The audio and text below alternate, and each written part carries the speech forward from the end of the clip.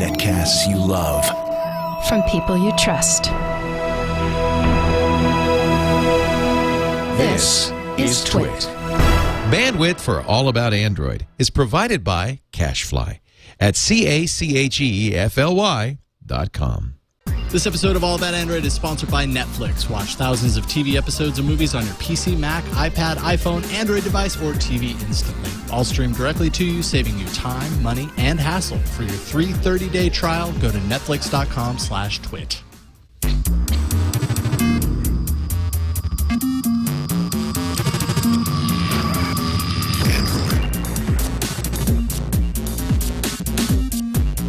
Welcome to All About Android, episode 30, recorded on Tuesday, October 18th, 2011, your weekly source for the latest news, hardware, and apps for the Android faithful. I'm Eileen Rivera. I'm Jason Howell. And I'm Rod Richards. And we've got ice cream sandwich! Yay! We got ice cream sandwich for everybody else.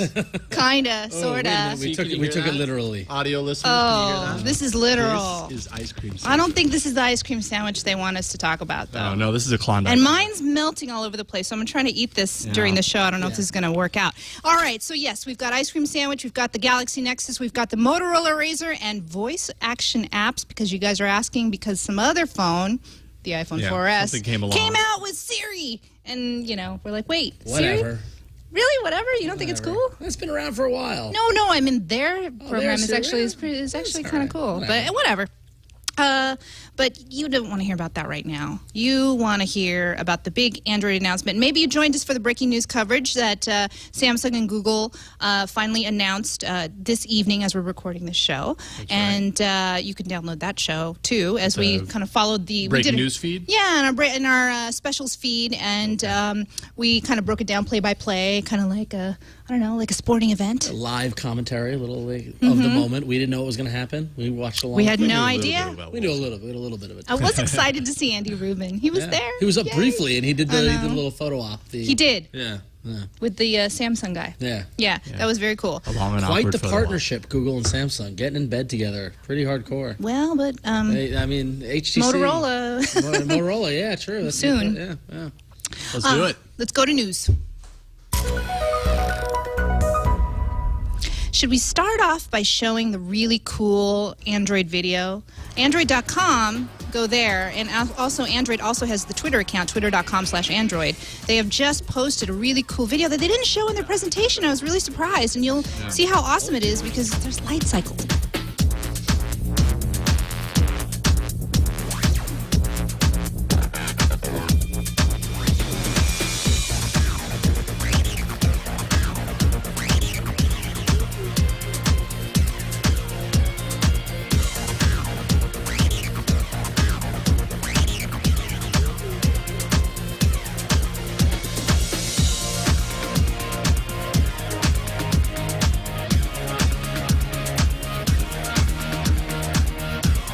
For the audio listeners, sorry about that. They're showing video from Android.com. They're showing Google Plus Hangouts with Messenger. There's some really cool light cycle. Really emphasizing the speed aspect of the new Galaxy Nexus. And one of the things that they didn't show off on the presentation were these live effects using the camera, using the still camera and the video camera, which you can kind of do some weird, funky Yeah, there was some stuff effects. in this video that wasn't actually in the presentation. There's panorama mode for the camera. I'm very impressed by the videos that they put together around this launch. Yeah. And the quick responses, so you can quickly respond to phone calls with text messages. You can also find out your data usage baked into your phone. You don't have to go to your carrier. And Android Beam. Kind of like Bump. Actually, it is Bump, but they just call it Android Beam. Showed off a little bit of this at the I.O. Ice cream sandwich, kind of like things you've seen already. Kinda. That's the tagline. I really like that video. I'm really surprised again that they didn't show it during the presentation. And for those of you who couldn't are not watching the video and just hearing the music, we're going to break down now what we saw or what they talked about for ice cream sandwich. I had to put my ice cream sandwich down. It was just too melty. Is it too melty? too much I'm for you. feeling that It's too much too. for you. Thankfully, I have the feeling that this ice cream sandwich will have a little bit more lasting factor than the ice cream sandwich that I just It won't encountered. melt in your hand as quickly. Well, there was a lot of things that they talked about. Now, first of all, let's talk about the presentation. They had this enchanting presentation. Android is enchanting. Do you guys think it's enchanting? I think now it is. I think Now it's enchanting. I think some of the UI. I mean, the major, if break down everything with the ice cream sandwich, the major takeaway you take from it is the user interface, is the look and feel of the whole OS, and they, I think, was it Matthias? Well, Andy Rubin started off saying, he wants the phone for users to feel good about using the phone, and wants it to go beyond being smart. Yep. And I thought it was interesting that the product guy, the guy in the white suit, I forget his name. I think that was Matthias. Matthias. He talked about how, while Android has been around for a couple of years and it's been good, he was quite sincere and honest in that it's not an operating system that people love. And it doesn't draw people into the experience. Exactly. It's serviceable, but it's... Right. And a subtle way, he didn't say it, but it's living under the shadow of Apple. And this, I feel, is their first real response to saying, okay, now we're going to make an interface that you can fall in love with. It's going to be enchanting, and their own words, will make you feel awesome. Which is cool, which is what we've said for a while. Like, we thought Honeycomb was a step in that direction. It was a little more, a little more with the animations and the interface kind of changes. They've improved on that, and I'm very impressed by it. How much do you think their presentation changed?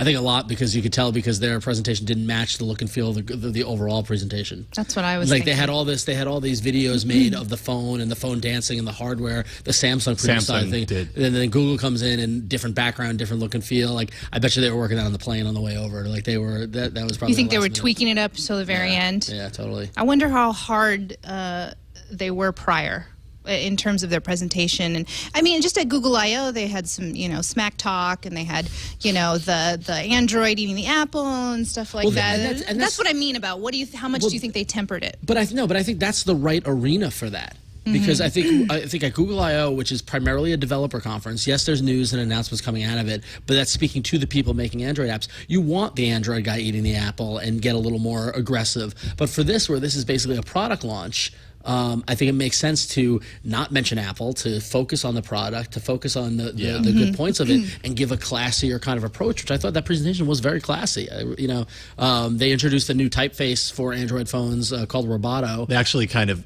kicked off the announcement. Ice cream sandwich with that. Which seemed a little strange at first, but then they explained the whole presentation was done in Roboto, which is kind of cool. And then as you see Roboto used in the OS, you start to understand why they did that and give it a unique look. Well, and it's the whole emphasis on design, which is what Apple is. That's their strong suit, design, and making it look sexy, making it look, really great for the consumer. And I think this is Android's way of saying, look, ours is just as pretty, and we're making it pretty. Right. We're changing, and they made subtle changes to many, many things. Just talking about which they had to do. They had to do. They wanted to be this to be a cohesive kind of platform-wide change. They had to change everything. And subtle, even as far as the wallpaper. He pointed out that was one of the first features. Now, one of the things that we all like is the fact that there's actually going to be screen grabs with ice cream sandwich. My phone actually does that. I think, does your phone do No. Your old phone, your Thunderbolt, did it do that? The Thunderbolt, I don't believe had it built into the Some of the HTC phones do that now.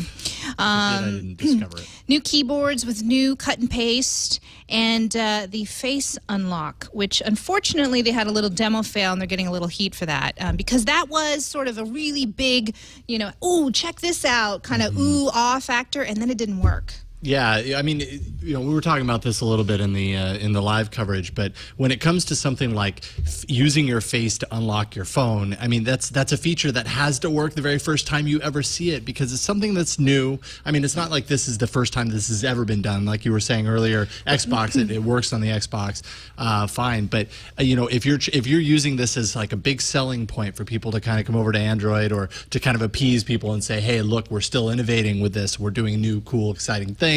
For it to fail the very first time you use it on something like that, I mean, unlocking your phone is something that has to work right and quick every single time. It's just really unfortunate timing for that. That was, but the thing is that it's Murphy's Law. Anything that can go wrong will, and that sort of thing. And given the lights and the makeup and all that, and they laughed. They laughed it off. That. Yeah. They said, "Oh, too much makeup." Too much makeup. But I can't imagine if they had it in the demo. It's got to be fairly solid. And they show it in the video, which we just saw. There was the facial recognition, which is interesting. I mean, we were talking during the live coverage whether or not we'd use that or not. I don't know. I got to see. And you're like, is it really just going to be easy like that, Ron, or is it going to be like what how the right How light is it? If you're sitting there for even 5 seconds, trying to get the right thing just to unlock your phone.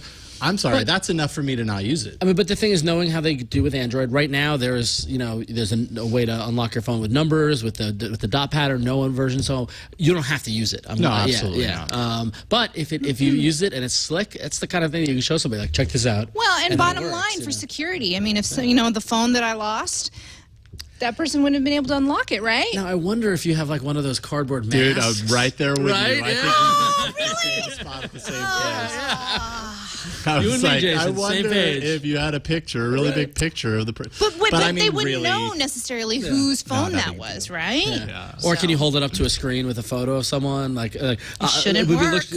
Well, it probably doesn't. It's probably, I would assume it's using similar technology as what the Xbox, from what I understand, the way the Xbox technology works with the dots on the face and all that sort of thing, where it maps, what your facial structure looks like as opposed to just matching a photo or something like that. Yeah. I can only assume. Again, it's one of those things like I've got to see it, I got to play with it. Exactly. But the stuff I'm most excited about, which I thought was great, was all the updates to the focus on people. The core apps. These are the core apps that they went to. Exactly, the core applications. So we see finally some great improvements on the browser, which, if you ask me, the syncing of bookmarks to Chrome. Long overdue. Awesome. Saving offline. What does that do to my little read it later? Yeah, it keeps offline viewing up to 30 days. Was it? Well, no, for that was search. That was for Gmail. So Gmail, that's for Gmail, they've got offline search, which is great because if you're somewhere and you can't get online, you need to get an email and you can't get that email because so it's storing 30 days back of your Gmail, and you can search from it completely offline, which is awesome if you're on a plane or in some sort of scenario where you can't get online. That's really, really cool. But then beyond that, beyond just the browser, the like I said, the focus on people and the upgrades to contacts and the phone and Google Voice integration, like tight Google Voice integration. So if somebody calls you and you miss the call, not only do you see you can tell I'm tired because my Long Island accent's and then I just got back from New York. So if you missed the call, you see a photo of the person who called you, and then also if they left you a voicemail, you can press play and you can hear it. I mean, that's how it works. It's great. But to see Google Voice get integrated with it, so anybody who's paying extra for visual voicemail through any of their carriers, if you use Google Voice, now it's completely integrated. Tying into the social stream, although if you noticed in the examples, they showed how your various contacts you can link up and say, I know them on Twitter, I know them on Google Plus, I know them on LinkedIn, no Facebook, which is interesting. I'm curious if they just didn't show that in the demos, or if you can still link up contacts to their Facebook accounts. You can get kind of like a stream, a social stream of your contacts, which I'm not sure I'd use or not. Yeah, I wasn't sure, but it was. I like that. I like the way it looked. Yeah.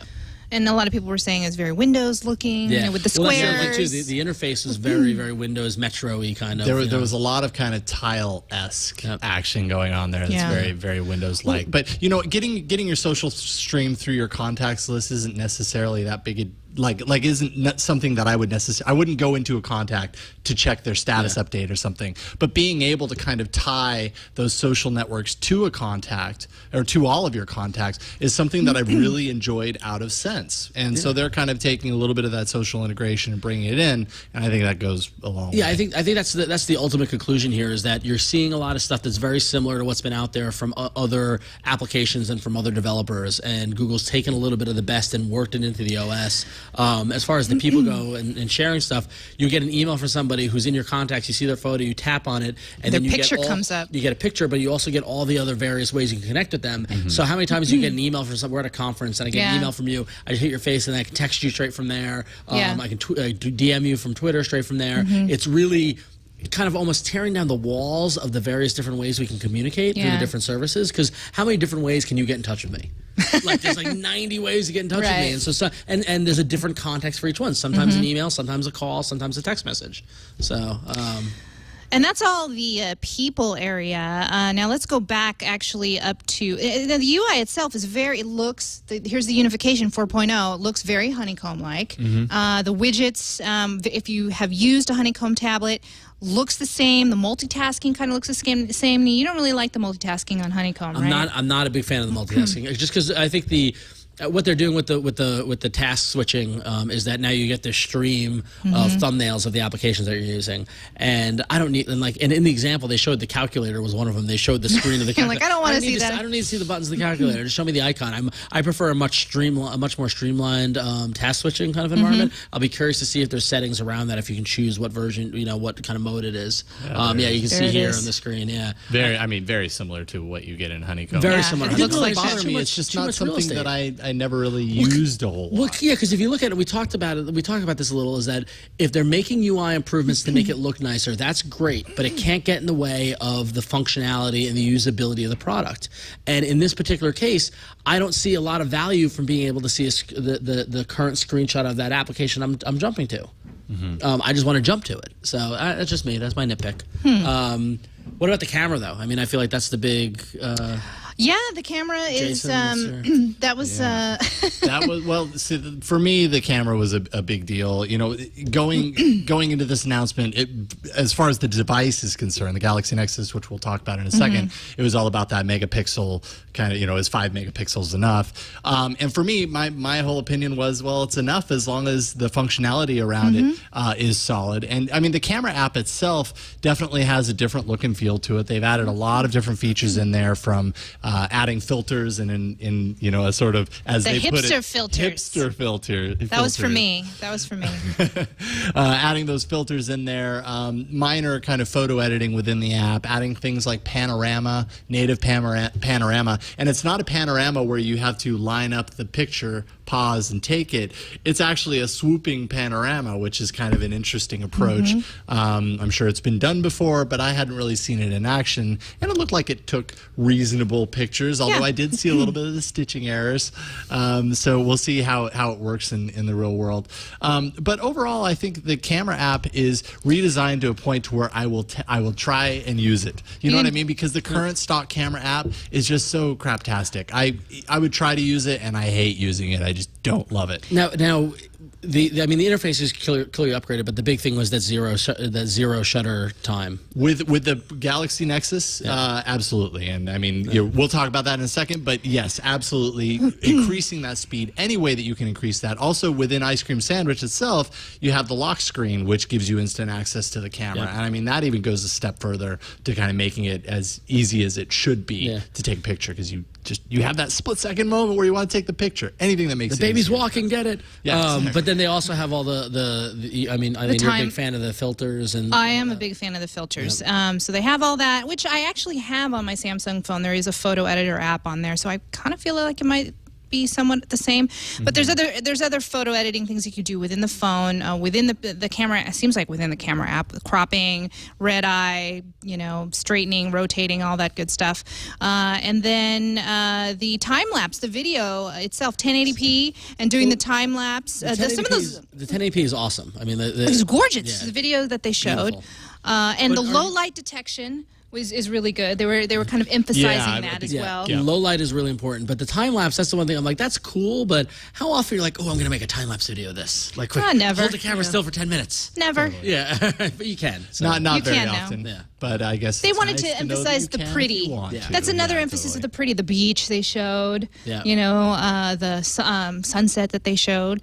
Redesign widget, photo gallery. And the photo gallery, Photo gallery has kind of this is one of those areas where it kind of has a little bit of a tile kind of approach to it. Really big square images that are really easy to click on. Redesigned kind of way to share your photos. We've talked in previous episodes about the share menu being so huge that it extends off the screen and you can do nothing to get up there. Now they've kind of rejiggered that to give you access to it. And then, of course, a photo gallery widget, which is very similar to, I can't pull that one up, but very similar to what you'd see on the Honeycomb. The more we talk about it, there's a lot to this. There's a lot packed There's into tons. this. Well, we haven't even This is talked truly about the lock screen and how that's changed, and there's a camera on the lock screen. Or the data usage graph that they're giving you a native application so you can monitor your data usage. Exactly. Yeah, which is pretty sweet. I mean, we were talking during the live show. Yeah, which like, what do the saying, carriers think? Like, how do the carriers feel about this? I don't know. Do you think this would really upset the carriers? I think it actually takes a little bit of the pressure off the carriers. I think it does, to do what they seem to be dragging their feet on, which is provide customers with an easy-to-use way to monitor this. I don't want to go on the website to find out. You know, I just want to check my phone. And it should be built into the OS. I mean, it makes perfect sense for it to be an OS feature and not incumbent on the carriers, even though the carriers are the ones that are holding your feet to the fire if you go over it. So, but it's really nice, and they do it in a very nice, subtle way with the graphs that people love, and being able to set a limit so that when you hit that limit, it gives you a warning and tells you, hey, you're about to go over your limit. That's pretty Now, cool. the keyboard has also changed, and I know you're not a fan of the gingerbread. I actually like the gingerbread keyboard. I actually I type very well with it, and with my new Samsung phone, that's not on. It's a different keyboard on my phone, and I had to use a replacement keyboard app, and I do miss the gingerbread. For me, because it works for my hands, I typed more accurate with that. And now they're saying there's a built-in dictionary, there's new cut and paste, and maybe it'll work for you, Jason, because it's a bigger phone. It's one of those things that we gotta get our hands on it and play with it to see what it's like, to see what because right now the copy and paste on my Nexus S right now is driving me through the roof. I can't stand it. I mean, it's a different interaction on every application. I can't get to the mode. I can't get the words I want. It's practically useless. Yeah. I am using Swipe as a keyboard, but if the new keyboard has good spell checking and good autocorrect and things like that, then honestly, it would take a lot to move me away from SwiftKey. I'm so locked into SwiftKey, and it works great for me. And the prediction is awesome. They've they say their improved a little prediction bit is of the prediction better. here, and they did show off a really neat kind of spell check way per word. So you can click on a word you've typed. It'll give you a list of the words that it could be, and you can immediately change it right there. I did like that. Yeah. I mean, this feels like a point release. I mean, not a point release. I mean, this feels like a major release, not a point release. That's what I meant. I mean, this is Android 4.0. This is a major upgrade. Widgets are resizable now, which is awesome. great. And also, in the app drawer, you see both applications and widgets. They're tabs. You can select between the two, which is cool. Which is a greater way to bring widgets up to the forefront. It doesn't show off the widgets on this screen, but but you can see the widgets. It's a left to right swipe for your apps. I don't know why that I keep getting hung up on that. Left to right swipe with a little bit of fade in, like you swipe and then it comes and in it and then fades pushes up, in. Yeah, it's a nifty effect, but kind of takes you more into the iOS zone, which is one reason why I think actually a lot of people like the up and down. So, but I mean, in Honeycomb it was left to right, and that makes a lot more sense because it's a landscape screen. This is still, a vertical screen. I don't like the up and down, but they're not came gonna, from they're not iOS. I changed that right away with my launcher. I was like, ooh, I like this. And the calendars, they showed the pinch and zoom on the calendar. I like that to go in and out to see your appointments. If you want to get more fine-tuned fine-tuned information on a calendar item, you can pinch in. Did we miss anything? There's so many. Like the entire announcement was huge, but I think that pretty much covers it. Well, they talked a little bit about voice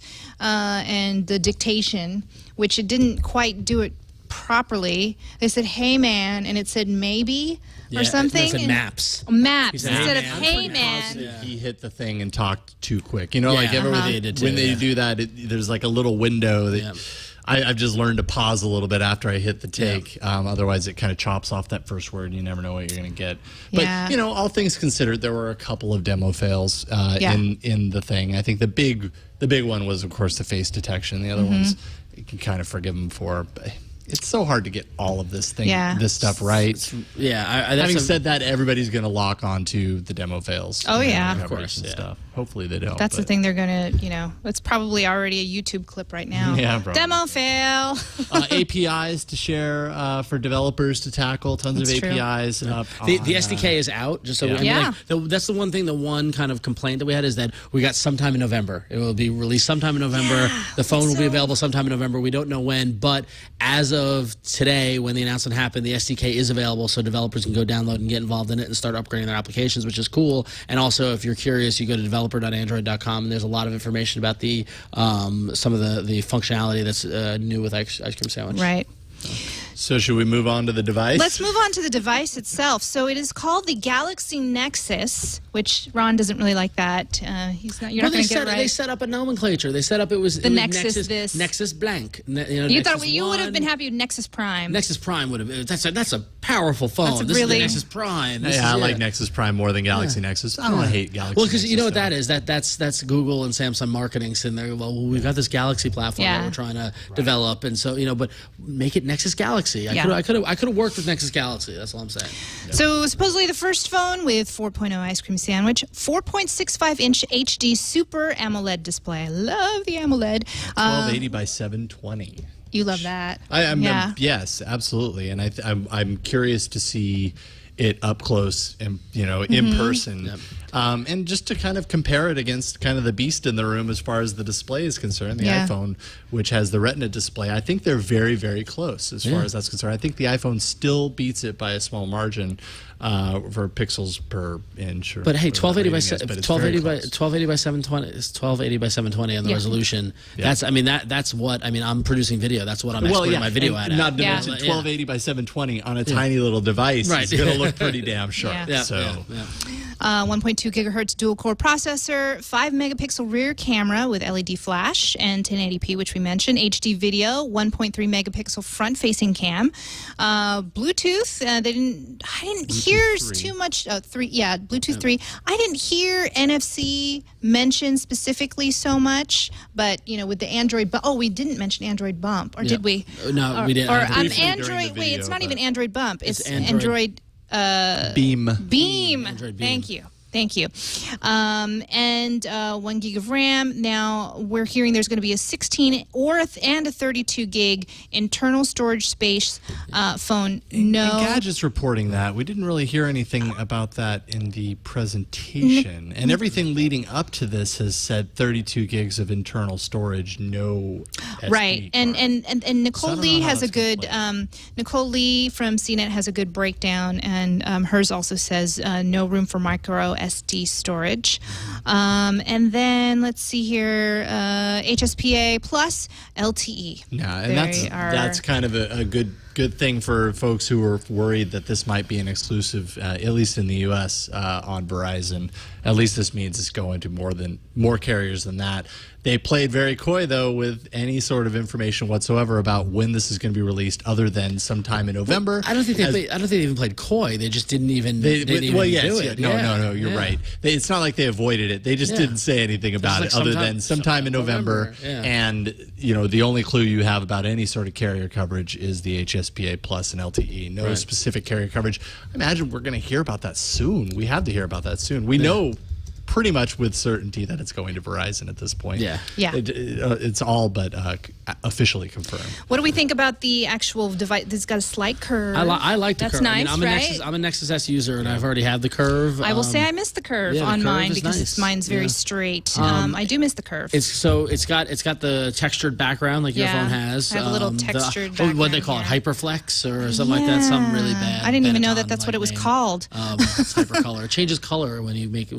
No, it doesn't. Oh, yeah. Just kidding. I like the curve. I like the form factor of it. I like the camera being in the center. My camera is a little off center, so I like the camera being dead. It's just a little thing, on that.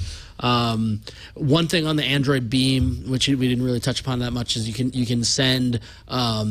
You can tap two phones together, and it is NFC enabled. It's an NFC based thing. It says on the website that it's NFC. And so if I'm looking at a web page, we can tap them, send the URL over to your phone. If I'm looking at a YouTube video, send the video over. If I'm playing a game and we tap, it will send you to the Android market to go download the game, which is pretty cool. Pretty neat. Some interesting use cases as to how they're going to apply the Beam functionality. Because how does it differentiate this is a game versus this is data? So it's be curious to see how developers can utilize that. And they specifically called this out, saying that there are APIs to share for developers around this, around a lot of the stuff that we're talking about. But this specifically they mentioned. So we'll see how awesome and popular Beam gets. I don't know. I kind of hope. I kind of don't feel like it's the type of feature that will excite. It's a deal. It's not a deal breaker for you. It's Absolutely nothing that Yeah. I I mean, feel like how often do we bump? I don't even. You know, I don't we even could have do- bump installed. Yeah, I mean, or we could. You guys could do that with double twist bump. You know, change Yeah, I don't exchange even have music. double Who twist would? installed. We don't do this. I mean, I suppose the benefit here is it's not something that you have to find somebody else that has it installed. You know, it's Exactly. just part of the OS, and if you have NFC. And I do got to admit And that there you can do there it. have been times where I've been on a phone. I'm like, oh, check this out. I'll send you the URL and let you know. And if I can just tap the phone, then that works that much better, that much easier. So we'll see. Again, it's one of those things where we just got to see it and play with it and see what it looks like. But Totally. I don't know. But the question about the NFC is, will it work with a case? I assume it will. That's why I feel like the touching aspect was like so. I remember taking my case off at Google I/O when we did the double twist demo, and we put the two Nexus phones together, and I had my case on and said, "Oh, you have to take off the case." Did they really? Yeah. Interesting. I remember that specifically. Well, I don't use a case anyway, so whatever. Still, I that like- sucks. I mean, that's a lot of people. that Hardcore use dropped a my phone case. this weekend, by Maybe the way, this and it feather- survived numerous times. Like I had numerous drops. Like I was plugged into a table, it kept on getting knocked off, and it survived. Don't let it break yet. You got to wait at least a month, right? Sometime in November. Yeah. Take it from a person who's without a phone right now. It sucks living through somebody else's kindness. Thank you, Eileen. You're welcome. But yeah, so release date we don't know. Sometime in November. And that's it. Kind of it for that phone. I mean, just to go ahead and put it on the table. This is my next phone. I don't know why I wouldn't get this phone at this point. It's It was great. sort of somewhat Wait, anticlimactic. so did you just commit to getting this phone? Yeah, I think I did. Episode 30, Jason has committed to buying a phone. I feel to myself it would be ridiculous for me to get any other phone to finally have the chance to get a Nexus phone on Verizon, which was kind of what kept me from getting a Nexus phone in the past, and to have Ice Cream Sandwich, which is the new kind of OS. Yeah, I'm getting this phone. The only thing that was sort of anticlimactic for me is that a lot of this stuff got spoiled early. Even just the look and feel. Spoilers. It was. Yeah. I was like, I like being surprised. Yeah, there were a lot of little leaks. Like, here oh and yeah, there. it is a was like, 4.6. okay. It is. You know. But still, we saw a lot of really nitty-gritty information on Ice Cream Sandwich, especially Nexus Prime or Galaxy Nexus. There we go. Was a little bit less of a mystery, I think. Ice Cream Sandwich we finally saw in full color, kind of higher res than the leaks that we've seen. The goodness. I'm starting to come around on Galaxy Nexus. I approach it from like more of a Star Trek. Like we're at the Galaxy Nexus. Wow, that was fast. Yeah, just it doesn't take much. Yeah. All right, but there was also another phone that probably I don't know. Do you think it's overshadowed at this point? Oh, absolutely. Oh, you know what? I feel somewhat a little bit bad for Motorola. I do Not too. too bad, but I feel a little bit bad for them because they actually initially had today as their big announcement for their big new device, the Droid RAZR. That's right, the old RAZR, the flip phone that took the world by storm because it was so damn thin. I had one of Years ago. those. Hey, everybody had I one had of those. that. Is now being released as a Droid, and it's incredibly thin. They had to at least get that right? Yes. That was the whole thing behind the old one. 7.1 millimeters thick, Which definitely is thinner than my phone. and thinner than the Galaxy Nexus, Yes. which I believe clocks in somewhere around 8 point something, 8.9 or something like that. So it's definitely thinner. I think they were touting it as the thinnest phone on the market. Yep. It probably is. I would love to see that in person and see how how that measures up. But 4.3-inch QHD Super AMOLED display. So it's There it is. You first got for Nilay any Patel. mobile handset, they say. Dual core 1.2 gigahertz TI OMAP 4430 processor. 8 megapixel rear camera, and that's capable of 1080p HD video. 1 gig RAM, 16 gigs internal storage, 16 gigs micro SD card, so total of 32 gigs of storage, which matches the Galaxy Nexus. Did we mention that there was no SD storage? I think for we the, mentioned it in passing. In yeah. the Galaxy Nexus, there's no SD storage. There is no removable SD yes. card on there. Which is I know everybody's like, oh my God, that's unbelievable. I haven't changed my SD card. Yeah. Oh, You but know that's what I the mean? reason why I wanted a new phone, because I needed more space. Right. Yeah. This is a little off topic from here, but I think a lot of people, like music fans especially, will have a 32 gig SD card filled with nothing but like lossless or high quality MP3s, and that's like that is their MP3 player. Is But that little card. what was one of the things Google was touting in the presentation was the access to the cloud. Yeah. Yeah, but I idea- don't think we're there yet, honestly. And I think if you're doing really well without it. I'm doing really well with that. I'm doing. I don't. Totally. I won't.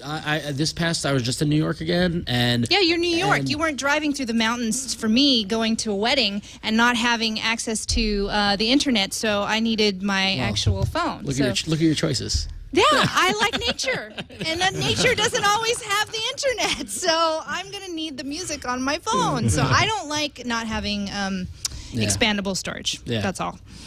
But going back to This Motorola, I mean, it's tough. It's tough because you have a decision. Are you gonna? They Right. knew the Google announcement was coming. Do we get in front of it or do we go behind it? Yeah, I mean, they'd already have this date locked in. they with did. Google. That looks really nice, though. If you're looking at the really video, nice. the thinness of it. Yeah, I it's a remember nice getting excited about my little Razer flip phone way back in the day. So they're It's a good brand. People still remember it, and it's Yeah. when it's that thin. Yeah, I mean that's not too bad. it better be thin with the Razer name. exactly. Look at that; it's gorgeous. Yes. But there's some cons to it as well. Well, so just real quick, Lapdock 100 and 500 Pro compatible. Oh, Two yeah. different kind of laptop docks that are more going for the universal approach. So these, I think, going forward for these types of Motorola phones are going to work in all those phones, and those are kind of iffy. They cost a decent chunk more. I don't have the numbers up here right in front of me, but same as they did when the Atrix came out, and the laptop dock was like $250 or something like that for that accessory. And is it that much? Is it that important to you? And they're just kind of kludgy looking, like, because they're universal. Some phones lay down like horizontally into the back, and some jut out like vertically. So it just kind of looks kind of clunky if you're kind of dropping that money. But hey, it might work perfectly for some people. Smart Actions, which I thought was kind of interesting for them to build in, which is actually very similar to Tasker, the app that I covered weeks ago, that allows you to kind of build profiles based on scenarios. Where are you? Okay, well then if you're there, then I'll turn on Wi-Fi, and if you're not, then I'll turn it off to save battery. They've got that built in their own thing called Smart Actions, Which is good. Which is cool to see them. Acknowledging battery management as something that users need. And, and it'll kind of bring that type of programming and make it a little bit more kind of accessible to people, I think. Because I think a lot of people get turned off by Tasker because it's too... And it's third party. Yeah. And it's too flexible. What about the Kevlar fiber backing? Kevlar fiber backing. Just in case you get shot. For those of you in Detroit, you covered. That's a very Motorola thing to do. When you look at Motorola's designs on their phones, they always have that kind of rubberized kind of backing, and Samsung always has the kind of slick backing. Like we were talking about this during the announcement. Yes, Samsung has that kind of rugged back, but it still kind of feels like plastic. If it's the same as the Galaxy, I'm getting them all mixed up. Your phone. The SGS2. There we go, SGS2. If it's the same as that, then it's it's ruggedized maybe a little bit, but it's not the rubberized kind of feel that Motorola tends to like to go with. Right. Pre-orders on this starting October 27th. Again, releasing sometime in November. I'm pretty positive these are all going to kind of sync up to be around the same time. Cons on this, however, non-removable battery. They kind of glossed over that a little bit, so you're stuck with your battery. And for an LTE device, we haven't seen any LTE device that really performs amazingly when it's running LTE. People usually tend to, power users want to be able to swap in an extra battery or something, or have something bigger. So you can't do that here. Also, locked bootloader, which if you go back to like March of this year, Motorola kind of made a statement saying, by the end of 2011, we're going to be unlocking our bootloaders. Well, they're not doing it here. And it's kind of the end of 2011, more or less. How many new phones is Motorola going to introduce? I guess they still have some time, and maybe they'll unlock it eventually. Moto seems to blame Verizon for this, say that it's a carrier thing, and it's a possibility that the European version will be unlocked. So I guess that remains to be seen. But hey, it's not a bad phone. $299. Like I said, Verizon, you got some choice if you're an Android fan of Verizon for this holiday season for sure. And then, of course, MotoActiv. We won't spend a whole lot of time on this. This is really quick. I kind of don't care, honestly. It's kind of like, okay, whatever. Right. Yeah. A little bit of a footnote. 600 really megahertz processor running Android. It's like a watch form factor, so it's meant for the exercise/runner person. Well, I don't understand why Motorola would want to, but it's aiming at the Nano, kind of like the exactly. Because the Nano's got a lot of this stuff in there. It's starting to Apple's got their watch mount for the Nano. So all right. So if it's aiming at the Nano, a comparable 8 gig Nano is half the price of an 8 gig MotoActiv. Right. So if it's aiming at the Nano, it's doubling the price, right. and what that's kind of a non-starter there. However, what do you get for that? You get GPS, you get Bluetooth. So if a call comes in on your phone, it syncs up to your wrist. Some people, would find that a reason. FM radio. Audio coaching, which I guess the Nano kind of has if you have the... You look like that guy on there. Once you start using it, you look like that guy with the muscles and the photo that... Yeah, you get really fit. I want someone yelling at me as I'm running. Just going, some people need faster. motivation, I guess. Yeah, I need audio coaching. And then if you really want to extend the capabilities of this, you have to buy an extra headset, which is kind of where the price gets even more, right? The wireless headset, the SF700, is $150 more. So, and what does that give you? That basically gives you, I think, heart rate that it detects through your ears, right. Heart rate monitor, as well as a few other things. But, to really get the full value of this, you're dropping close to 400 bones. I put it up on Google Plus to kind of see what people thought, and fitness heads. What is this worth it to you? And some people in there were actually pointing out that it's less a competitor to the iPod Nano and more a competitor to things like the Garmin 305, 310 watches that are specifically designed for this stuff and cost somewhere around $400 just in and of themselves. Right? It seems like kind of a niche thing. My point was, no matter what it's targeting, people are going to see this as a competitor to the iPod Nano, whether they're right or they're wrong. It looks like. Yeah. And if they see that if they think that, and it's twice as expensive, it's not going to do well. But maybe Motorola is okay with just appealing to that very niche market. So I don't know. Clearly, somebody in their product marketing said we should do this. Yeah. I mean, they've built a whole platform around it. I mean, clearly they see a gap in the market that they think they can go in and do well on. So we'll see. I'm all about doing new things with Android. Absolutely. Yeah. I just feel like this is a case of not learning your lesson from the tablet situation, which was that all these tablets came out and they were more expensive than the beast in the room. And you're not going to compete that way. The value proposition is not good enough at that point. Right. So I don't know. We'll see how it does. I would so buy the Galaxy Nexus over this phone, even though it's big. Even though the Nexus is over over the Razer. Even though the Nexus is 4.65, which I still have an issue with, but I will hold one in my hand before I say anything about that. I would have to it's different, right? Because the home keys.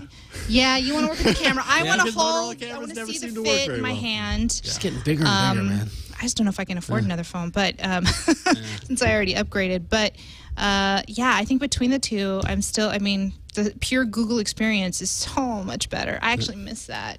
The pure Google experience and getting the updates and that kind of thing. And we had Gina Trevani on live stream, and she made that comment that she always gets. And I'm the same way. I got the Nexus 1, I got the Nexus S. I like having the official Google Nexus phone. You get everything.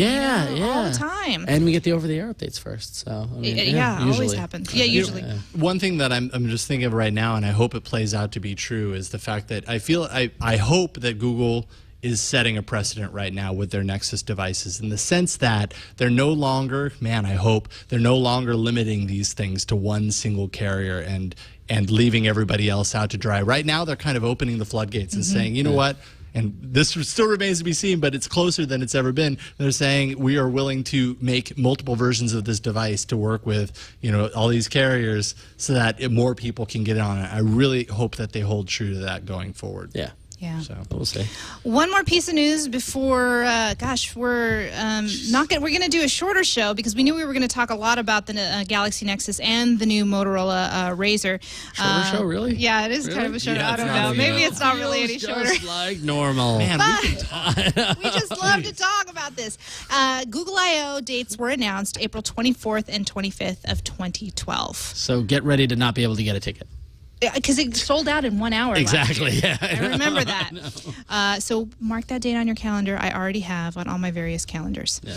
And you can now pinch and zoom in on. So. Yeah, that I get. Well, when I get ice cream sandwich, then I can pinch and zoom. When is that? When is that?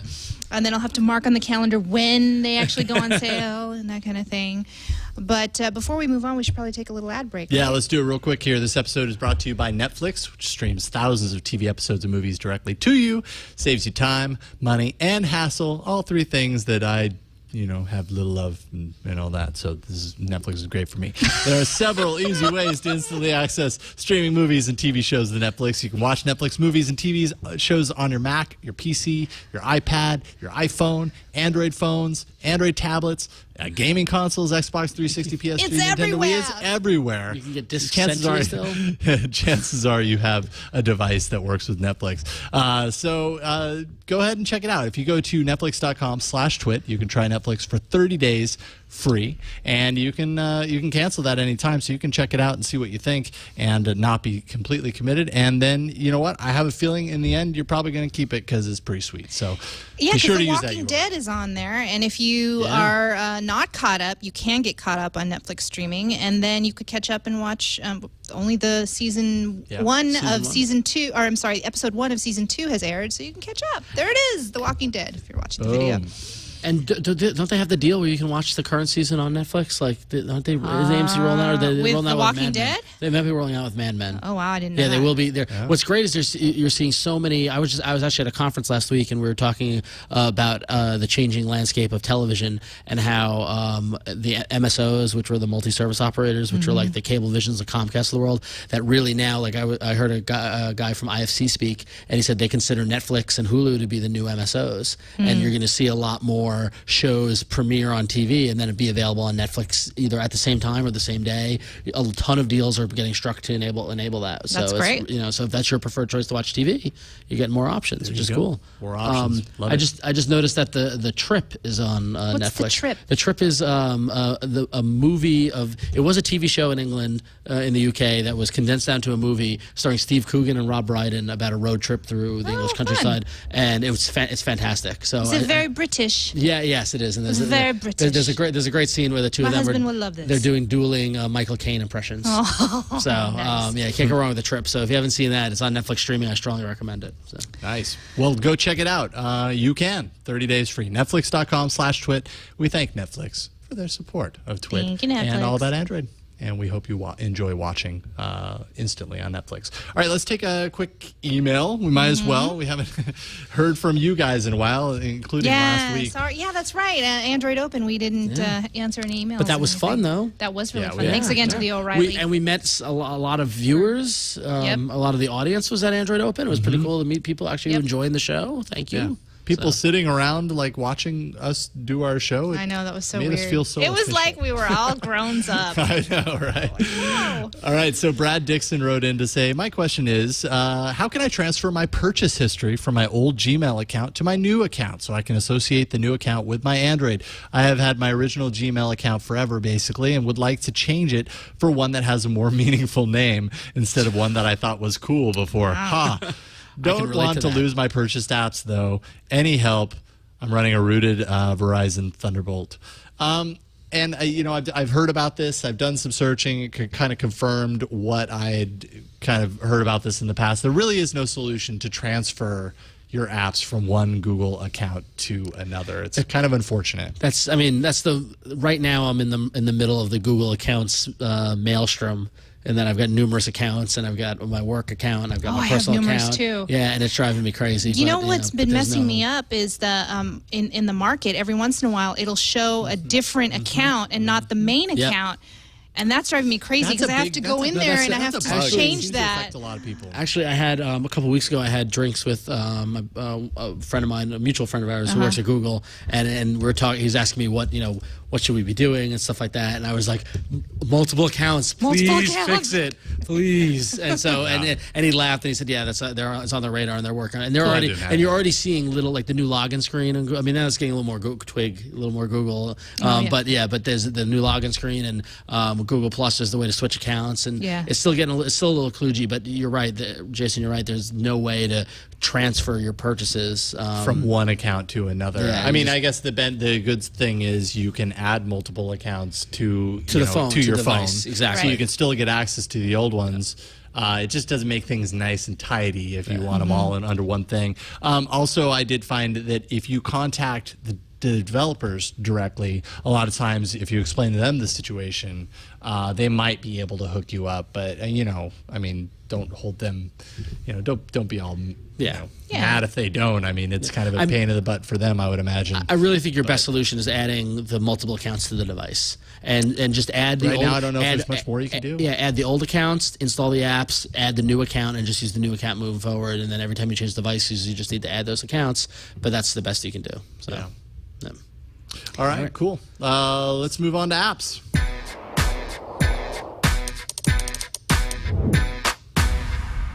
It's all you, Hal. Yeah, real quick here. It's the Jason show. First, I know I need to stop talking. I'm just gonna go back to cleaning my screen. I can drink my beer.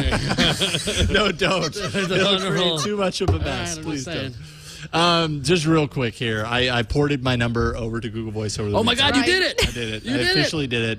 How is it? How is it? Is it So a far brave it's new world? great. I mean, I get a call at the number I'm used to getting calls from, and they route to the Eileen's Nexus S. Nice. Can I take a picture and send it to you via MMS? No, you won't be able to. Are you on Sprint? No, I'm not. Okay, well then that's the sticky thing. However, coming to Sprint customers only for now, multimedia attachments, MMS attachments will display on the mobile forwarding phone and in their email inbox when they enable text to email forwarding in their Google Voice settings. So, I mean, this is less like a revolutionary announcement and more just kind of a sign that Google does realize, obviously, that MMS is a big deal to a lot of their users. And they've been able to work it out more or less to Sprint users, although I have heard from a lot of people that, fit the criteria here and say it doesn't seem to be working for me. So there are still kinks to be worked out, but I'm hopeful that they can figure out this MMS thing. Like, they're Google. Can't they figure that out? I mean, that's still my deal breaker, but as we were going through the ice cream sandwich announcement and they showed the integrated Google Voice integration on the phone app, I was like, oh, that's really tempting.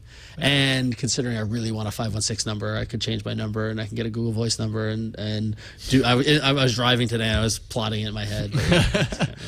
But so far I like it. It does when you port, there's like a 3-day window where you don't receive text messages. 3 days? 3 days. Well, up to 3 days. Yeah. Ooh, that would kill you, Ron. That would totally kill me. That's my That's social all you life. do. So That's I know all I I had to really plan it and be like, all right, when am I going to do this? And Does it store? I don't know if I planned it right because I'm not getting any of those text messages. Wait, you never get them or just store? I don't know. I'm hoping that they eventually appear. Oh my God, I can't have any downtime. Seriously. Well, Ron you would. freak. That's a major keep that in service. mind. Seriously, wow. But once it's done, it's done. So it's, so people only hate you for a couple of days. When you go on vacation or something. Yeah. then do Yeah. that. Yeah. Yeah, totally. right. That's When I go on vacation. Well, okay. Go on vacation. Bye, Ron. There we go. All right. Let's go to the arena. To enter, one lives. Android Arena. All right. So let's see here. 2 weeks ago, you may remember, episode 28, we had a grab bag episode, and looks like, well, what do you know? TuneIn Radio. Wait, really? Wow. Yes. 2 in a row. 55% of the votes for TuneIn Radio. Second it's an place. awesome app. Second place, WhatsApp. Oh, I with blew you away. I blew 26%. everyone away. One night. Yes. And third I'm place, so competitive. My It's app Pano. Really mean. Sorry. It's okay. Thank you, United States. Everybody voted for me. Thank you, world. Thank you, Brazil. And what is this, Ecuador? God, or I Colombia? totally forgot about this Australia, New Zealand. I love you guys. Oh, most of Europe. Hey, what up, Mexico? What's up, France? I'm going to you in December. You didn't vote for me? Come on. Thanks, Norway. Oh, wait, do I have... Wait, what's in the Middle East? Do I have...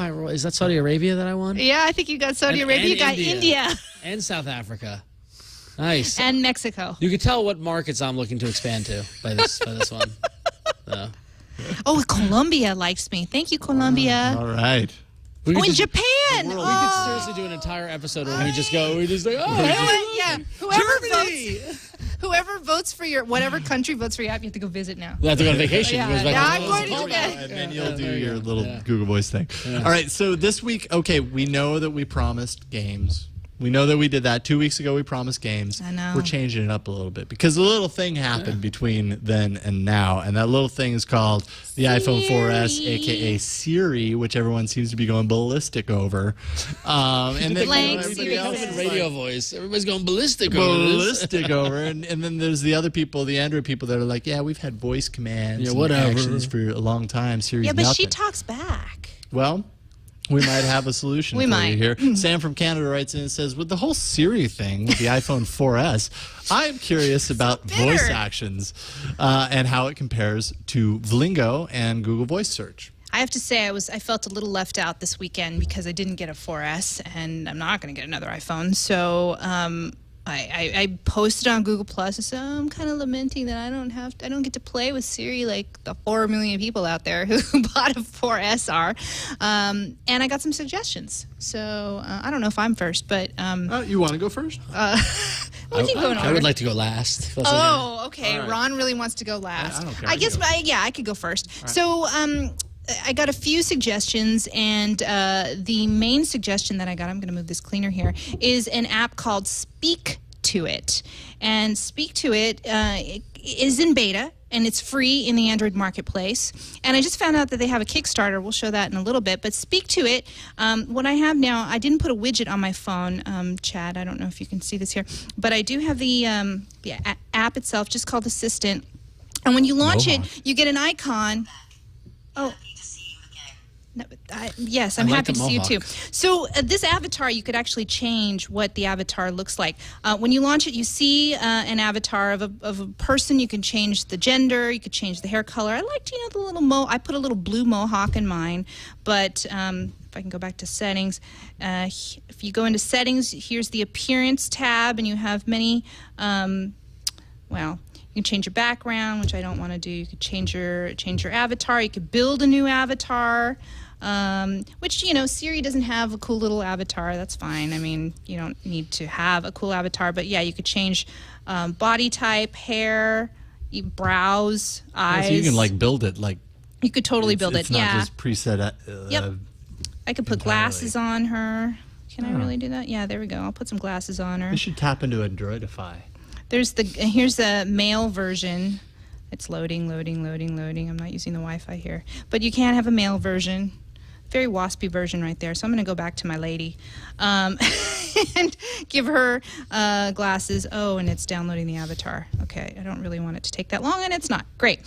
So, and all you do here is you either type or you tap the microphone tab here button, and then you speak to it. So what would you guys like me to ask her? Oh, I know. I'll do first. What is the meaning of life? Well, way to start with a deep one. Yeah, no kidding. The meaning of life is a bit outside my range of expertise. For now. For now. Again, this is beta. What did you just... I didn't say anything. What else should I ask it? And this is Who is Tom Merritt? Okay. Who is Tom Merritt? Go for the jugular right there. I like it, Ron. Tom Merritt is the executive editor for Net and the developer and co-host of Net Network's daily podcast Buzz Out Loud along with Bollywood and Veronica Belmont. Unfortunately, that is incorrect because he no longer works at CNET. You didn't know that he just... Oh, I don't know why it's giving me a because map it keeps of New going York. back to voice input. Okay. So what's Play "Rollin' in the Deep" by Adele. Oh, it didn't. what a do it. play? What a play, roll in the deep. It just What did- is love mean? I don't know what happened. I, To be connected right now. I just don't know I told what you happened. it's beta. Okay, wait. Play "Rolling in the Deep" by Adele. I'm sorry. Do it rolling in the deep. Yeah. This is what I mean. No, it this is a didn't. It's like a Common Google failing of presentation. Google. This is like Wait, one more time. One more time. All right. Play "Rolling in the Deep" by Adele. Oh, I'm crossing my fingers.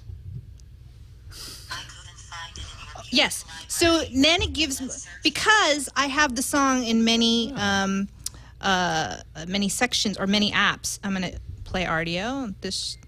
We're rolling in the deep. Oh, didn't quite because get it did we rolling in there the it is. deep. There you are. Play Rolling in the Deep, originally by Adele.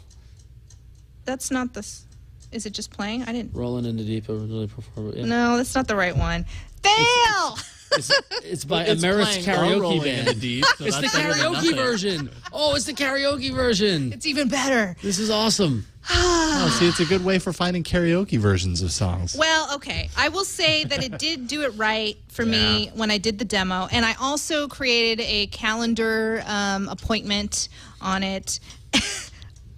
There's a fire. All right, karaoke. Here we go. Okay, I'm not going to sing. Sorry. I got to turn this off now. Stop playing Rolling in the Deep Stop karaoke playing version. Rolling in the Deep. Sorry, guys. It does basic things. Again, this is in beta, and they're still working on it. Chad, can you pull up? They have a Kickstarter. If you want to make it if you want to make it better, You the can- developers have a Kickstarter. Actually, why don't you play that video? What do we got here? It's probably doing better things than me. Oh, Hi, that's the Kickstarter. CEO. My name is Ilya, and I'm one of the creators They need of some TWiT help. Assistant. One day we realized that mobile phones can do so much, but it takes a lot of time to use all these apps and web services. So we decided to create an app that will allow you to use all the goodness of modern technologies. And what can be that than just asking something in natural language? So let's see. Hello. Hey, Will, what's happening? What are my plans for today? She doesn't know my name yet. Here is your agenda for today. 7 p.m. Call Grandma. I've also only used it for 2 I'm days, bored. so it needs to learn more about me. Does it learn over time? Yes, it should learn over We time. should take a trip. It's like Eliza. What is the weather like today? Today in Seattle, it's Oh, yeah, I 47 didn't ask the and weather. Everskins. That'd be a good one. What about Los Angeles? What? What about Los Angeles? That's what I want to know. Clear. No kidding, eh? Tell my friends I will be in Los Angeles today.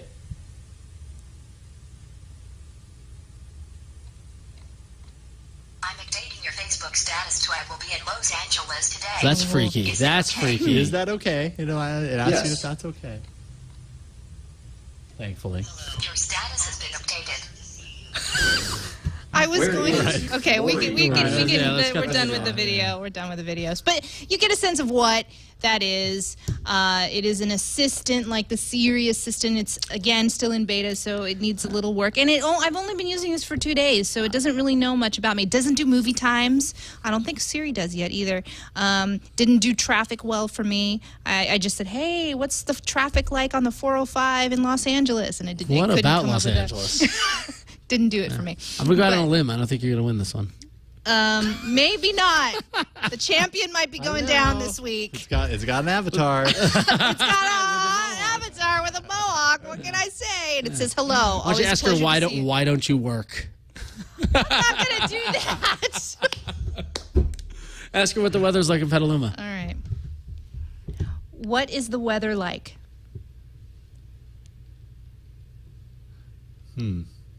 Pretty open-ended question. Yeah. There's a lot of silence. Stumped. Oh man, unknown. Okay, yeah, I might lose this week. We should move on. I'm gonna keep asking right. it questions and So that beta, help them with the beta. Speak to it assistant. speak to it assistant, all in one word, SPEAKTOIT assistant, and it's free in the Android marketplace. There we go. Thank All right. you. I am doing an app called Vlingo, which is a voice commands app that I've What do you used. like to do? I have that app Always too. speak to it. No, that was Vlingo. I thought your app was suddenly like butting in on me. Oh no, sorry. Like, what are you doing? Speak to it assistant. Yeah, Blingo is great. I've been using Blingo for a few months now. Actually, I didn't have it reinstalled on the Nexus S since I've had it here, and I'm really happy that I did this because through kind of reviewing it here, I've learned a few more things about it that I really like. So Blingo is an app that you can kind of have synced up to your Bluetooth in your car. It's immediately going into speak now. I'll remove that. But it basically has just a number of different voice actions that you can do. You can voice to text for SMS, email, dialing, tweeting, all that stuff. It can speak incoming text messages and emails to you while you're driving. You can set that up. Like I said, you can tweet from it. You can update Twitter, Facebook, and Foursquare through voice commands. It integrates with any text input that you have, so you can kind of use it all throughout with that little microphone icon. And it has what they call a super dialer that searches business addresses, maps, navigation, phone numbers, and much more. One thing that's really cool about this is something that they call in-car, which is essentially a voice-driven hands-free initiation. So it allows you to, well, here, let me just kind of go through the demo that I had set up here. So this is just like the main screen, right? If I click this Speak It, and I hope this works a little bit for me here. Hold on. Twitter update. Can't wait to see Anthrax.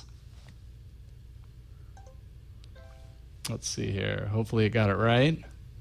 Yay! So it's got my little Twitter icon up there. If I had Foursquare and Facebook, I could have those plugged in as well. All I have to do is hit that share button, and it's going to share it to my Twitter feed. So people that aren't watching right now are going to be like, okay. Right on. Right on, dude. So there's that. So let's see here. I'm going to retweet that. Yeah, please do. It worked. I just retweeted it. Good. Let's see here. Hold on. It caught you, Ron. Sorry. It caught you. And now it's confused. Launch music.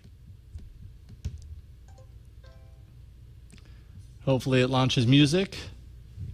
It looks like it's launching something. And I can go ahead and hit play on that. And what do you know once it gets launched? I can't wait for the next phone that I'm going to get. Maybe be a little bit faster than this. Well, if you heard it would be Anthrax, and that would kind of make things all make sense here. San Francisco Testament Anthrax. It finally played the music, by the way. I hate you. I hate you live demos. It's like, yeah, but this is the honest demo. This is so honest. All right, well, I would search it. All the flaws. If Anthrax didn't start playing right there, then it would have caught my search, and it would actually tell me that it's at the Warfield. Now I can show you in-car. So in-car is this little button up here. Sorry. Eileen. Just wants to say hello to me. Shut up. Okay, so this is in-car. So the purpose of in-car is that you have this up at all times, and it's always listening for your voice. It's waiting for you to say, hey, Blingo, navigate to the Warfield, San Francisco. What up? Yeah, you can. There we go. It launches into navigation. You can change. You can change that confirmation to be whatever. I put it to what up. That isn't like the default one, by the way. So it pulls up navigation. Oh, wait a minute. Wow, I got a late start. I'm going to have to let Dude Lebowski know that I'm running late. Hey, Vlingo. Tell Dude Lebowski I'm running late. And it pulls up a text message that says I'm running late. Thank you. And I could hit send and it would send it. Oh, but you know what? I needed to let Mila Kunis know that we're running late and that we'll meet her there in 15 minutes. Hey, Vlingo. Dial Mila Kunis.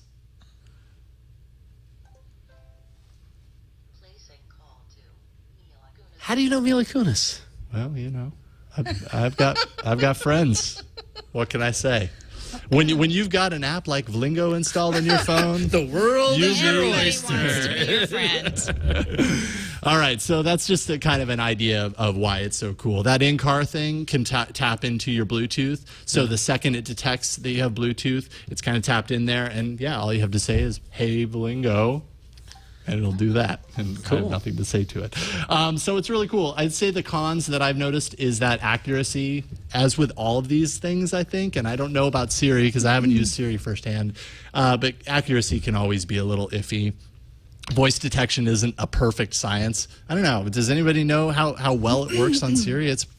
I haven't touched it. Yeah, I haven't touched it either. But it's it seems to be pretty good. Seems to be pretty solid. Yeah. So you get a little bit of that here, although not as much as I would have expected. And the more that I use Vlingo, the more I kind of understand its little idiosyncrasies, and I can work around it. One of those being a small delay at the top of a voice action. So sometimes, I'll hit speak it, and you do have to wait. If I start talking, before then the result would be very strange. But it gives you a little list right here of just a number of the things that you can do. And it's called Vlingo. It also has a little widget that you can put on your desktop. It actually has a bunch of different widgets that kind of have that fit different form factors for how you like to kind of fill your home screen. But Vlingo, check it out. I actually love it for in-car stuff. It's great. Cool. All right, so for mine, I kind of went with the little, the no-brainer. I went with the stock Google voice search. Because, hey, it comes with every phone. But actually, if you don't have it on your phone, you can install it from the Android Marketplace, and it's free, which is no-brainer. But this is less of a, unlike Vlingo or whatchamacallit, what was your app called again? Speak to it. It's not so much an assistant or a driving aid or anything like that. It's just basically how to access data and control your phone via your voice. So it helps when you're driving in the car. I've used it to, it ties into the native voice recognition application within Android. So already it's got a leg up there. It's using the same thing that both these apps are using, in that the voice recognition is as good as all three of them, but then it applies it natively within the Android ecosystem interface. I'm tired. But so anyway, so if you look here on the phone, I installed, it's got a nifty little widget, which is a search widget, and you can either type in, or you can just hit this little microphone, and it's kind of blasted out, blown out, but I'm sorry about that. I will change my brightness. Let's see if that will fix that. Boom. Go down. Go away. There we go. There we go. Okay, so you can see that, and then so you just hit the microphone and you start talking. And basically what you can do is anything, you can either type search terms, or you can you can say search terms, or you can say applications or things to do with it. So I can just hit the microphone, I can say, I just totally blanked on what I'm going to say, god damn it.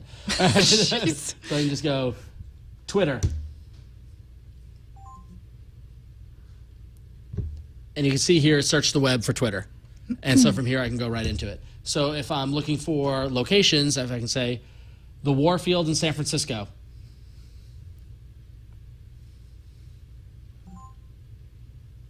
And it picked up the Warfield, and boom, I can go right into the maps. So that's pretty cool. What is interesting, though, is that you can also you can specify where you want to search. So if you tap the little G button in the left-hand corner, and I'll do that again. If you tap G, that's my phone. Okay, hang on. Boop. So if you tap the G, you can search everything, search the web, search apps, search contacts. So I can hit contacts, and then I can say Eileen. Oh, be careful, my phone number. It didn't hear me. Eileen. See, so it's now saying, did you mean Eileen Rivera? Oh, and I you got can the show little, that. You can show this, it's okay. It came up, it says, did you mean Eileen Rivera? And I got the little contacts thing. I can go to her contact, or I can search for Eileen. Many ways people spell my name when I get my food. So now what I thought was pretty cool was that you can also specify, you can change the settings, and you can specify what apps it searches. So here you can get a list of all your searchable items. So here I've checked off the web, I've checked off apps, contacts. But let's say I don't need to search. I don't need to search for contacts, but I do need to search for music. So I can add that and go back here, and if I hit that, you'll see now the music icon is available. So what I can do is I can go to here, Morrissey. And there it searched the web. Why didn't it search music? Say listen to. Okay. Listen to Morrissey. There you go. Listen to. You can use this feature within many different applications. Yada, yada. So listen to Morrissey. And it lets me, similar to how your app works. So I can say with music. Music apps. And so it will go to Google Music, where all my music is stored in the cloud. And you see there I'm searching for Morrissey. And so I get done. And I will get all my wonderful library of Morrissey songs. So, cool. So that's pretty much it. I mean, it's simple. It's straight to, you know, so I can, again, I can use those verbs to to trigger actions. So I can search. I can say, call Eileen. Yeah, thank you. And don't show this, but it came up with a call Eileen Rivera, and I can trigger to call from there. So it's a great way to access your phone via voice. I've used it while driving the car to keep from crashing and saying, you know, searching for destinations. I also use the voice activate stuff to text, to text people and say, text Eileen, and then say the text and all that. And it just, you don't need to install anything else. It's just there and it works. So. Well, there you go. There are 3 voice action or voice search apps, and they're similar yet different. Similar-ish. I think mine is like the most out there, but I like the craziness of yours. I mean, I like it's wacky. It's kind of like what a game. it promises to do. Yeah. And I think as the beta kind of that's works why I keep itself out, emphasizing it's beta. Yeah, right. It's beta. It'll probably. Hey, improve, I would if you got a couple laughs during my live demo, there you go. Then I'm happy. I did my job. Anytime you have an avatar with a mohawk, I'm there. Right. I'm there. You got one up on mine. Hey, I'm voting for it based on the mohawk alone. Thank you so much, Ron. And you can vote for it too. Go to bit.ly/PullAAA30. bit.ly/PullAAA30 and vote for your favorite voice actions app. Vlingo, Speak to It, Voice Search. I'm going to guess Vlingo's going to win by a slight edge over Google Search, and Mohawk is going to come in last. That's my guess. Yeah, Mohawk might come in last. But we didn't include, and I'll only mention this very briefly because I only just learned of it, something called Iris. Get it? Siri backwards. Oh. And this is a super duper early beta. I actually just Did you install it? Okay, cool. Yeah, I haven't played with it at all. She's dancing. Yay. But yeah, so let's the icon on the app when you launch it, for those who are listening to audio, I think there's a silhouette of a woman looking like she's dancing. But anyway. What is on the iPhone? No, on your app, on the Iris. You didn't see it? It was like a silhouette of the load screen was. Oh, it's kind of like the iPod. There we go. Yeah. Oh, look at that. Yeah. All right. So what do we ask it here? Where do you hide a dead body? Where do you hide a dead body? Yeah. Let's Is it working? Now this is like super beta. Oh, sorry. I know I'm going to mess this up. Where do you hide a dead body? I am so tired. Please don't ask any more questions. What? That's rude. just asked you one, Iris. One more. Where do you hide a dead body? Blah, blah, blah. Wow, Iris has some attitude. It's like a smack talking. Yeah. Tell her you love her. Let's see what happens. I love you. I think I was struck by a metal rod on my head, and I have forgotten everything I learned. So Iris is pretty dumb. Yeah. Is that Alpha? Yeah, I think it pretty much is. Yeah. But if you really want to, check the show notes and you can go check that out. Maybe that'll improve. Next week, we'll go ahead and actually do games. Yes, we will. I have a game that I actually really like a lot. Jason's, he wants to win. Cool. So tune in next week. But I think that's it. We've somehow stretched a short show into a normal There's if so not much long to talk show. about with the Galaxy Yeah, Nexus. there was and a lot I think to we're talk so about. excited. We waited a week for this announcement. And this was fun. This is much better than you being in San Diego being there. I mean, personally for me. Yeah. No, I mean, I'm sure you would have liked to have been there. It would have been cool. I would have been but in the personally demo for me, room. this was fun. It was inclusive. We had ice cream sandwiches. Yes. We had beer. We cleaned our screens. Yes. It was a good time. It was a party. Yeah, it was a was a party. It was party, an Android yes. party. And that's One really of the all better parties I've ever all been I've to. hoped for at the show, that we'd have an Android party. you got it, Ron. All right, Ron, go ahead and plug away. So if you like the insanity that I bring to the show, you can find me. Go to about.me/RonActv XO, and you can find all my links to Twitter and to Google Plus and to Facebook and yada yada, all that fun stuff. And you can find me every day over on ifanboy.com and graphically.com, which are all websites dedicated to comics. And Graphically has some wonderful Android applications, including we just recently launched applications available on the Amazon App Store, as well as the Barnes & Noble Nook to read The Walking Dead. Nice. That launched last week. So if you're into The Walking Dead, you can get all 14 volumes of trade paperbacks there. So reasonably priced. In fact, oh my God. In fact, actually, Amazon has Volume 1 on sale right now for $4.99 for half price. So if you haven't read The Walking Dead, get on in it. Nice. So there you go. Plugged over. Sorry. No, it's okay. I'm at Eileen TV on Twitter, and you could also just do gplus.to/Eileen TV. Thank you. To get her to Google Plus. I don't remember the URL I'm her ever. You never will. Yeah. I'm Raygun01 on Twitter or about.me/Jason Howell. And that's it for this week. You can leave us a voicemail, 347-SHOW-AAA. You can send us an email or a video mail if you prefer, aaa@twit.tv. Hit the show up on Twitter. That's at Android Show. Show notes can be found at twit.tv/AAA. And finally, you can normally catch us live every Monday from 5 till 7-ish p.m. Pacific at live.twit.tv. That's it for this week. A lot of big news, and I think we're all kind of hungover at this point. Brain is packed with information. Done. We'll see you guys next week. Take care.